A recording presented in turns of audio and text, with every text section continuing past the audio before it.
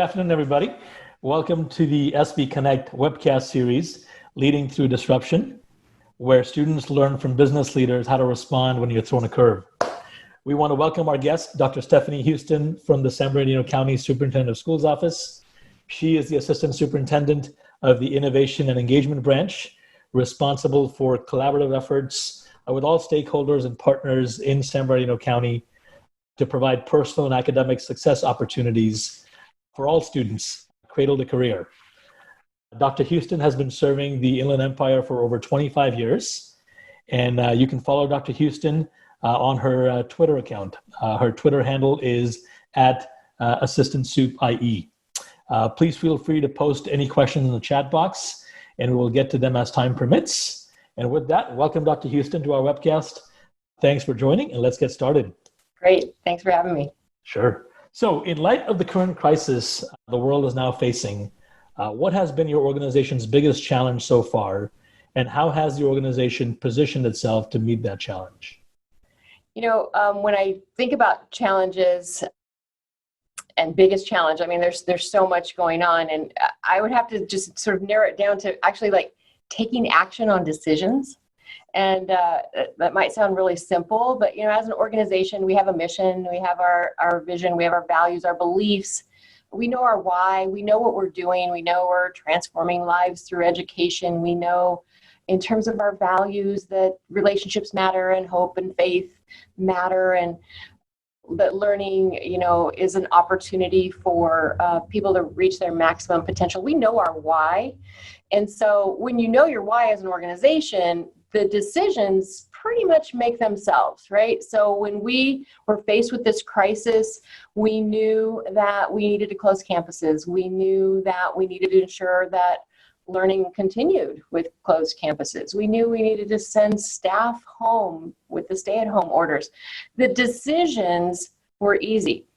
The actions, like actually implementing the decisions, that's kind of the hard part. And maybe there's just some nuance there that I get too deep into, but I feel like we know what we need to do, but when we have to actually do it, that's the difficult part, right? So, because nobody's really thinking about your mission and your values when they don't feel safe, or they're worried about getting sick, can't find toilet paper.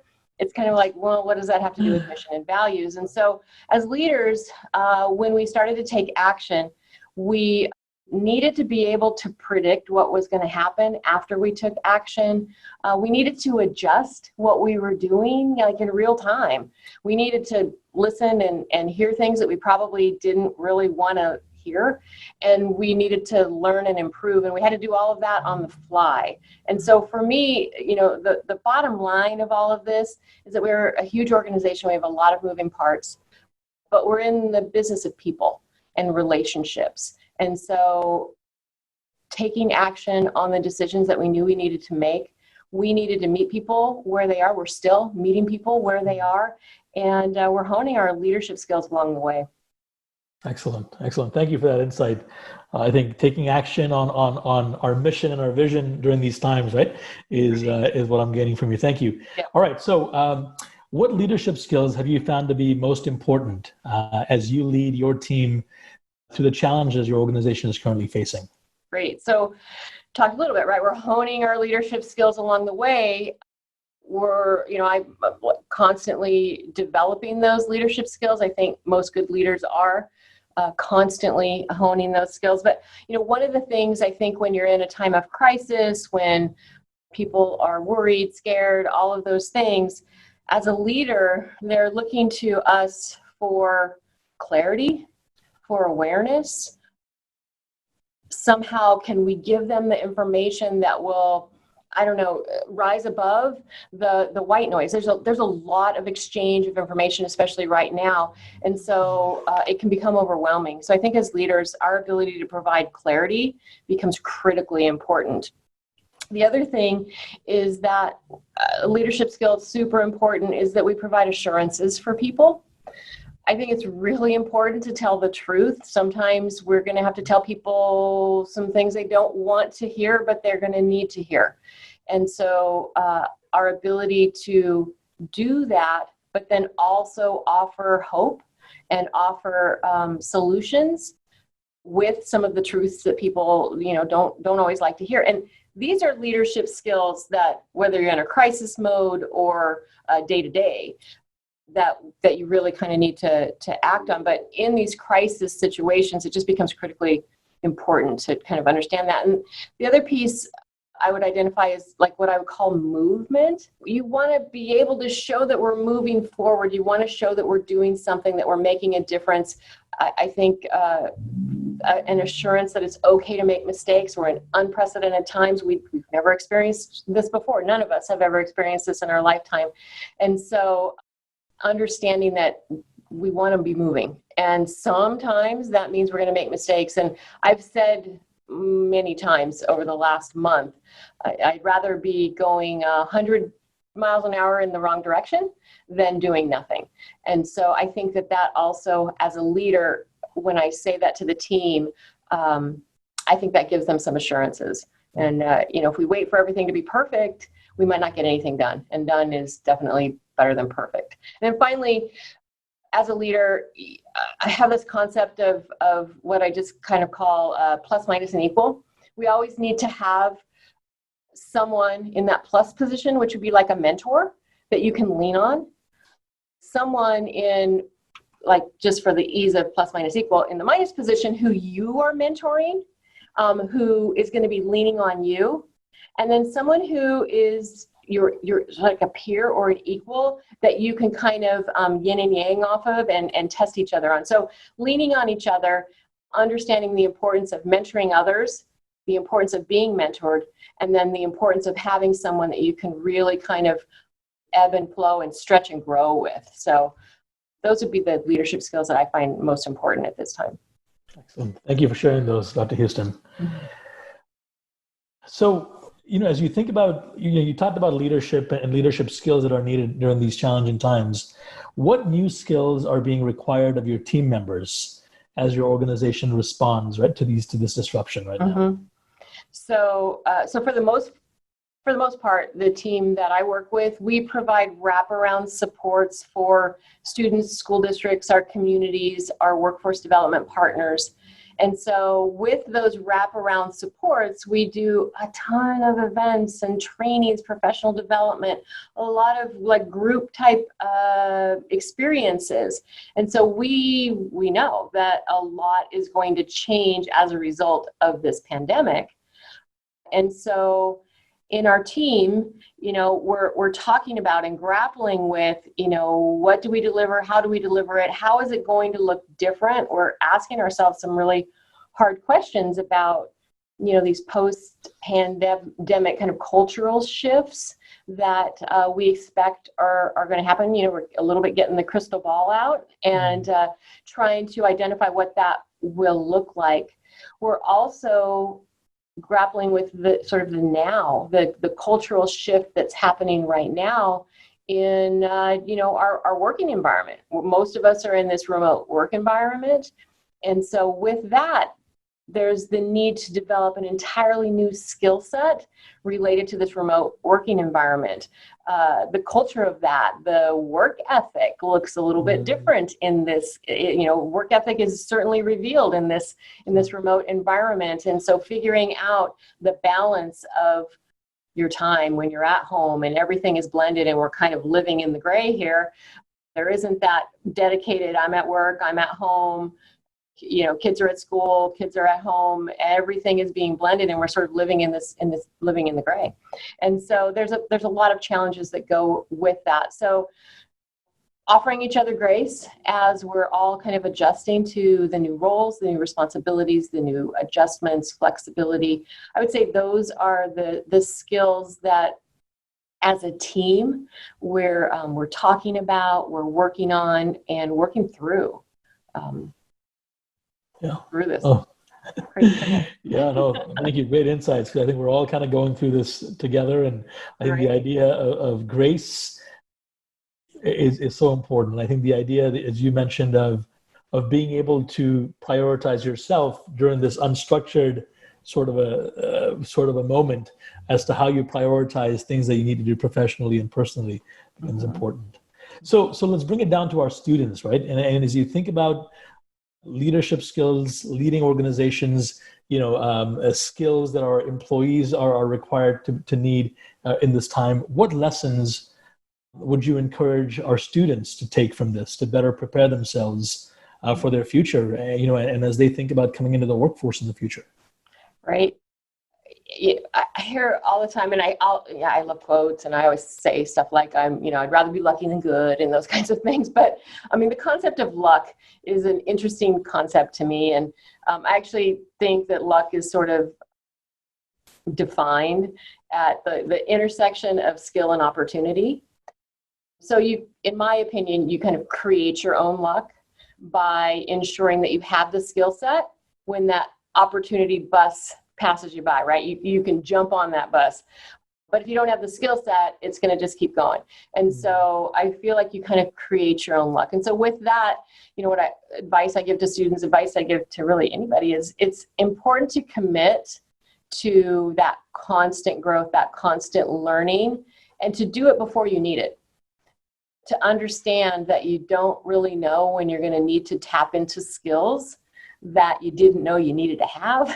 And so just being okay with learning for the sake of learning, experiencing for the sake of experiencing, because all of those things add up to the skill set that you're going to need when an opportunity presents itself that you didn't expect, right? So in this crisis, there are a ton of opportunities that are revealing themselves.